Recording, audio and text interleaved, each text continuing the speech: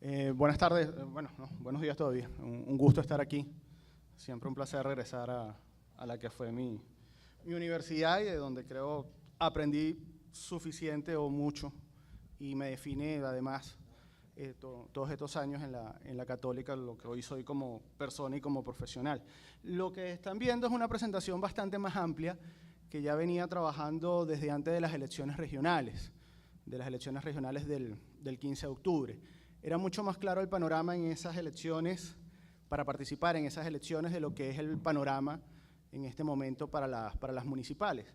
Porque de hecho, las regionales se habían planteado como el inicio de un proceso en donde se podían empezar a pedir garantías para una elección presidencial competitiva en el año 2018 que diera pie a una transición negociada o que en el peor de los casos generase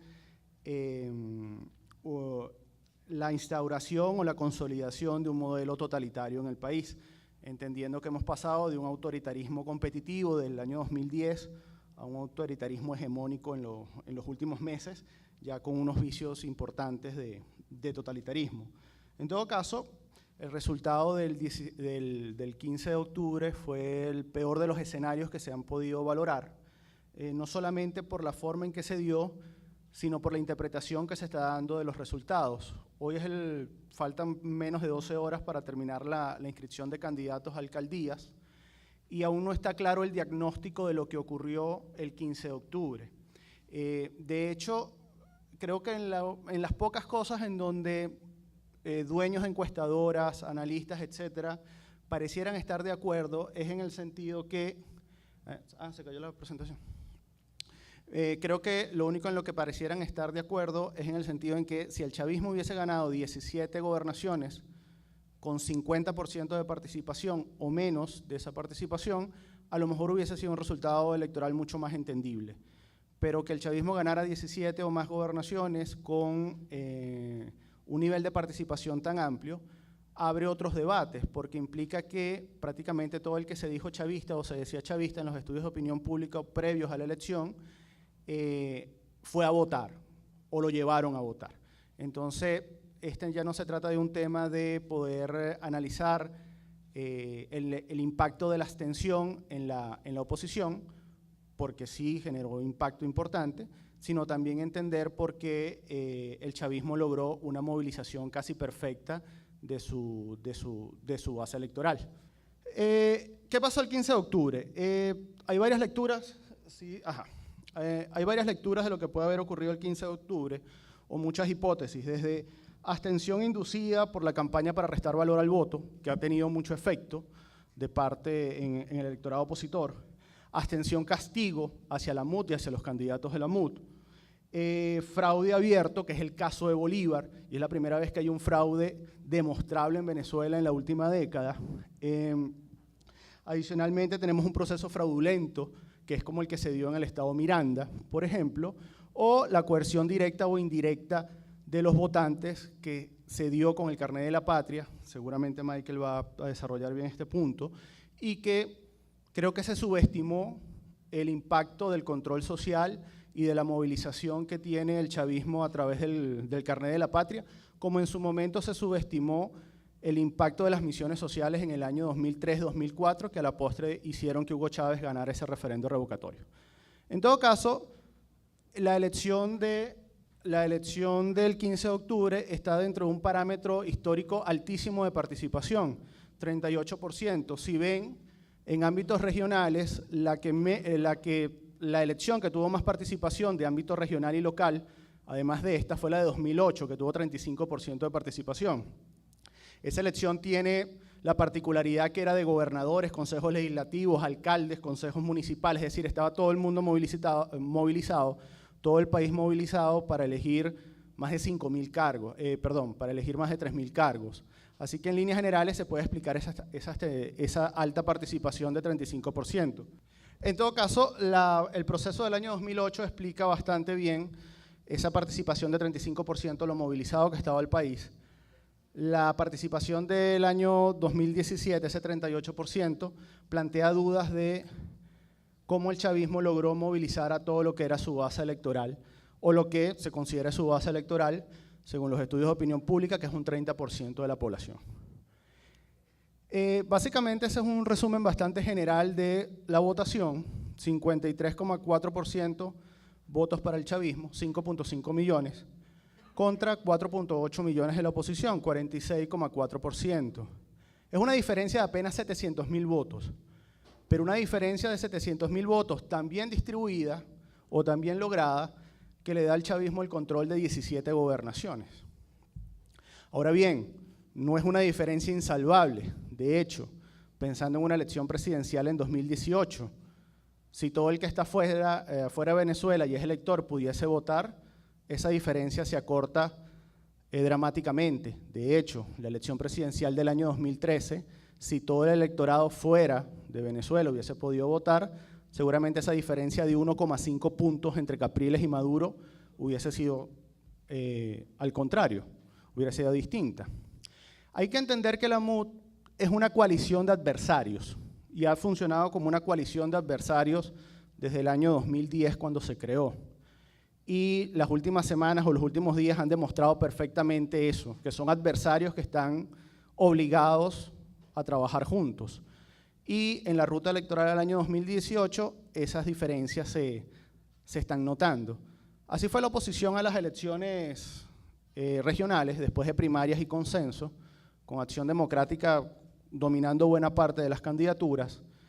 Y esa división de la oposición al inicio del proceso y subestimar muchos factores de la elección, incluyendo el control del chavismo sobre el sistema electoral, generó el resultado, lo estamos viendo por municipios, sobre todo para relacionarlos con las municipales.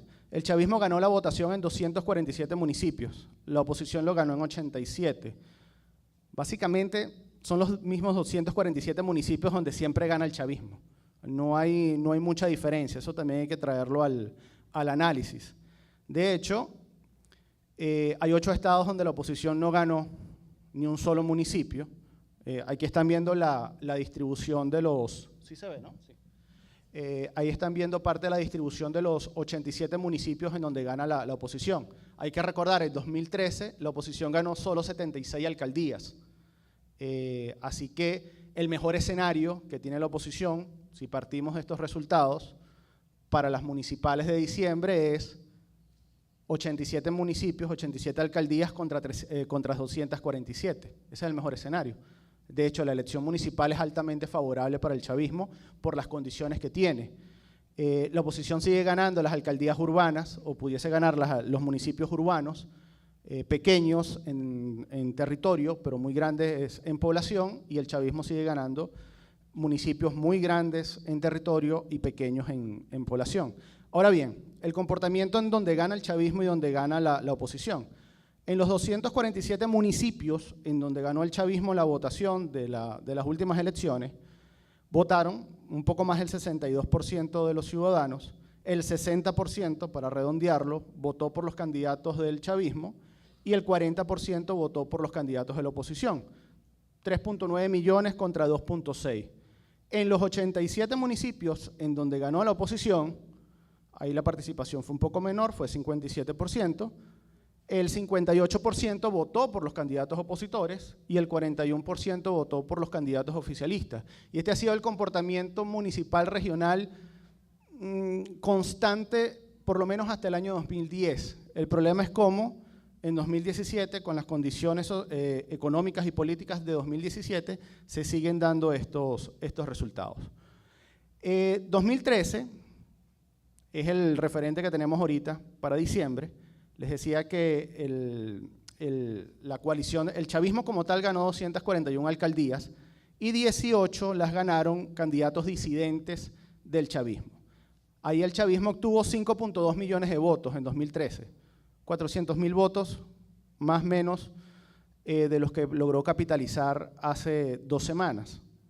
La oposición obtuvo 76 alcaldías, como les decía, y obtuvo 4.4 millones de votos. Prácticamente la misma cifra que logró movilizar el 15 de octubre. Volvemos entonces al debate cómo, con esta condición económica, cómo el chavismo logró mantener la base electoral que tiene por lo menos desde hace 5 años.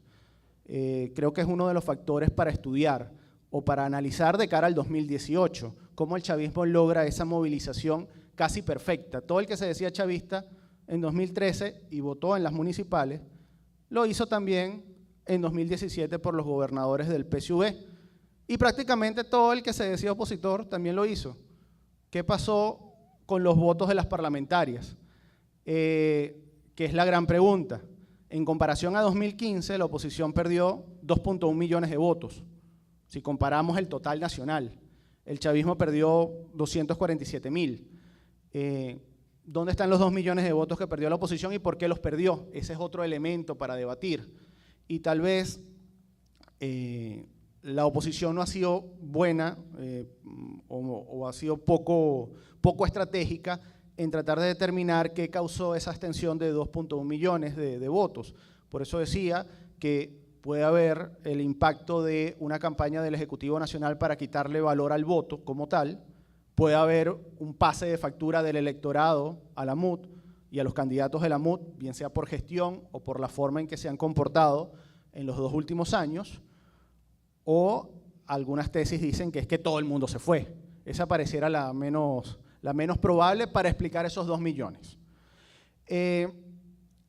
Este es el comparativo contra 2012, las últimas regionales. Ahí dice 2015, pero debería de decir 2017. Esa es la cantidad de votos adicionales a lo que obtuvo cada fuerza política en comparación a las últimas regionales. En comparación a las últimas regionales, el chavismo obtuvo 800.000 votos más, y en comparación a las últimas regionales, la oposición obtuvo 1 millón de votos más. El problema sigue siendo cómo el chavismo mantiene esa base electoral. O el problema no, el análisis o parte del análisis que debe hacerse es cómo el chavismo mantiene ese nivel de movilización más allá de lo que explique que el que votó por la oposición en algún momento ahora no lo quiere hacer. Las decisiones del CNE, creo que me estoy comiendo unos minutos de los 20, profe, ¿no? Muy bien. Impactaron las decisiones del CNE. Vamos a ver, este es el caso Miranda específicamente. En los centros que el CNE no migró en el estado de Miranda, la participación fue de 59,8%. En los centros en donde migró, es decir, que cerró el CNE y cambió a los electores, la participación fue de 46%. Hay una diferencia importante en ese caso. En esos centros que migró el CNE había cerca de 215.000 electores registrados para votar. Poco menos de la mitad fueron a votar. ¿Eso explica el resultado de Miranda? No. Bueno, en los centros que fueron migrados, el 82% votó por Oscariz. Pero me quiero detener en Baruta, que es tal vez, Baruta es el municipio que define el estado Miranda para la oposición. Capriles ganó en el 2008 y ganó en el 2012 por el adicional de votos en Baruta. No es que los demás votos no cuenten, pero ese colchón de Baruta es el que le permitía sopesar o compensar la manipulación en otros municipios. En los centros migrados en el municipio de Baruta votaron el 45.4% de los electores. En los centros no migrados votaron el 47%. ¿Por qué en los centros no migrados la participación fue tan baja? Ese es un debate que no se ha dado. No es solamente porque el PSUV logró esa extraordinaria movilización, sino porque en estos centros la participación es tan baja. La gente se fue, la gente no quería a Oscariz, la gente está molesta con la MUT, privó la campaña para quitarle valor al voto. Tenemos al menos 4 hipótesis o 4 preguntas. En realidad no vamos a tener tiempo de responderlas o no hay tiempo de responderlas antes de las regionales. Así es como se explica en Miranda la derrota de la oposición en Miranda. Y me centro tanto en Miranda porque Miranda era la joya de la corona de las elecciones regionales, por su importancia política.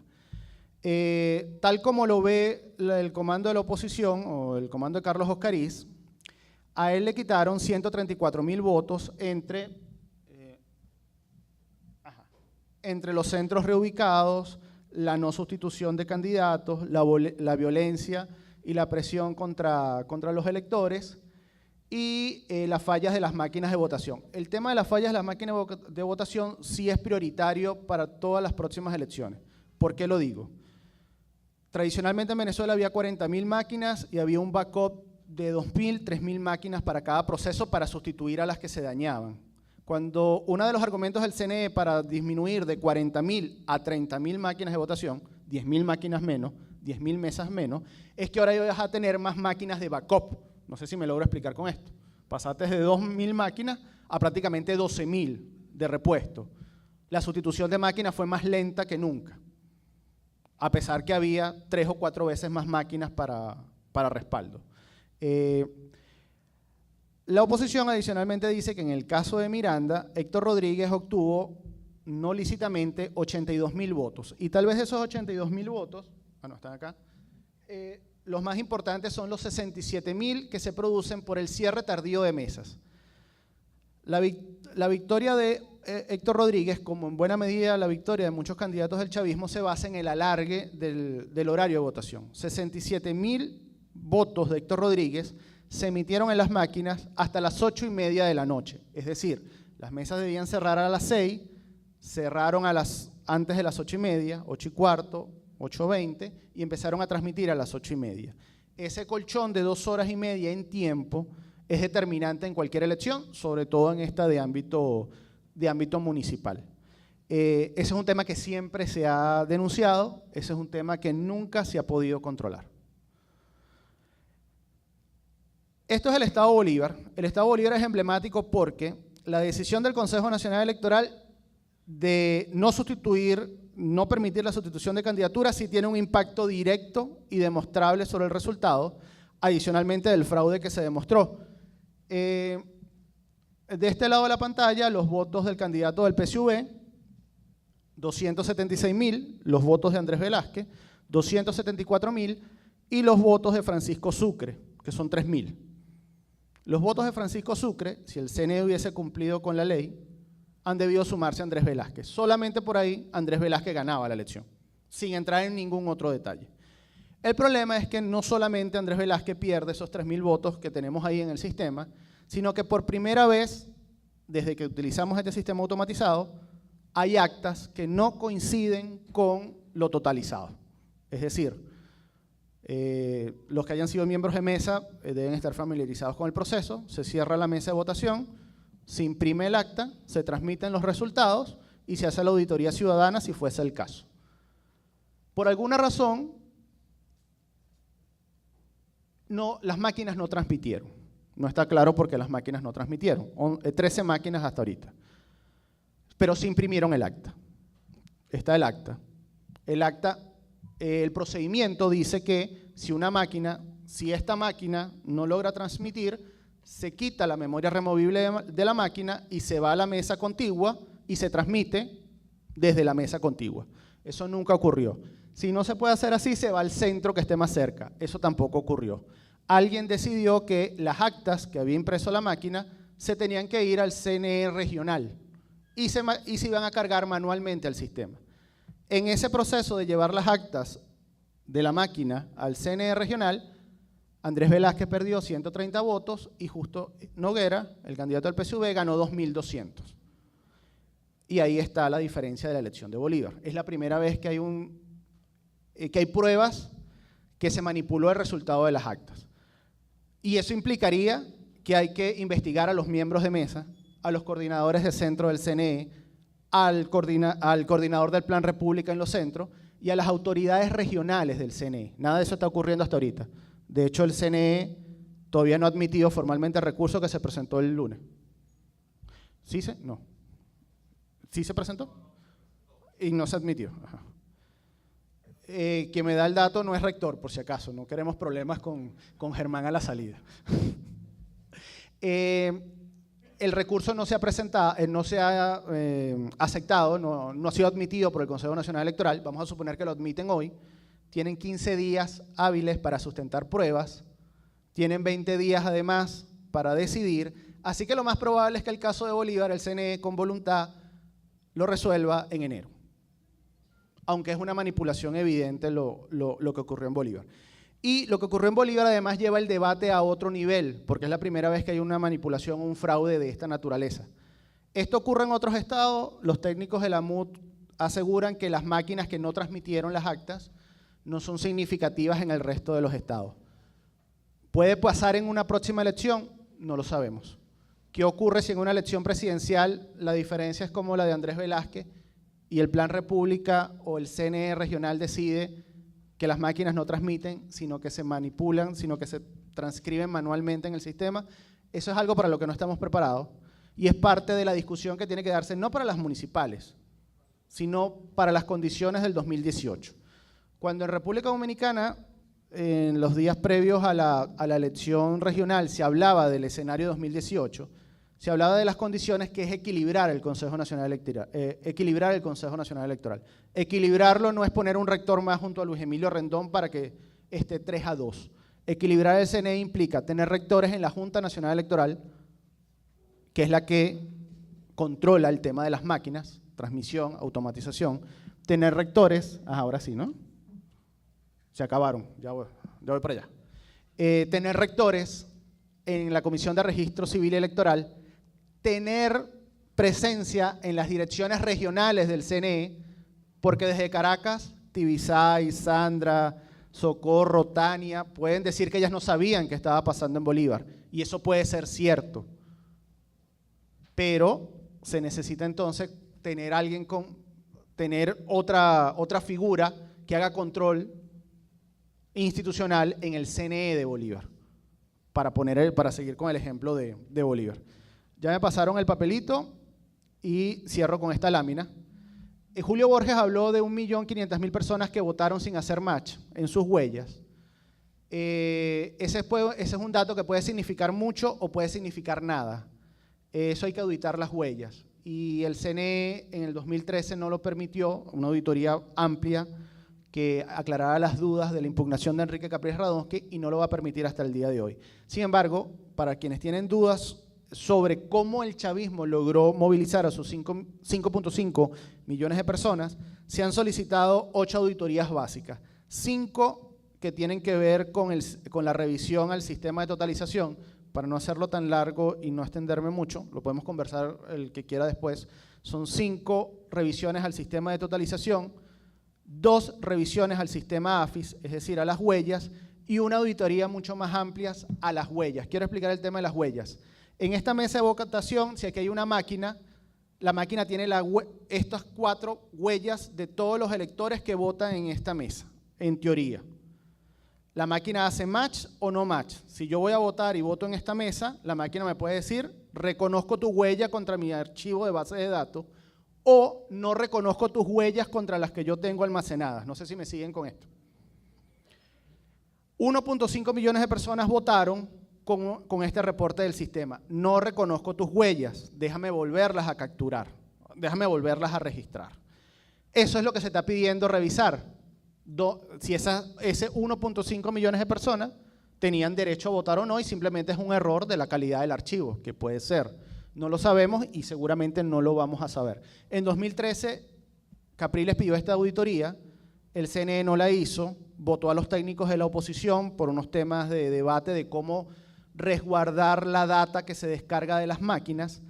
El CNE continuó con el proceso haciendo la auditoría solo, con alguna presencia de UNASUR, le entregó los resultados a la UNASUR se quedó los resultados y se los entregó al Centro Carter.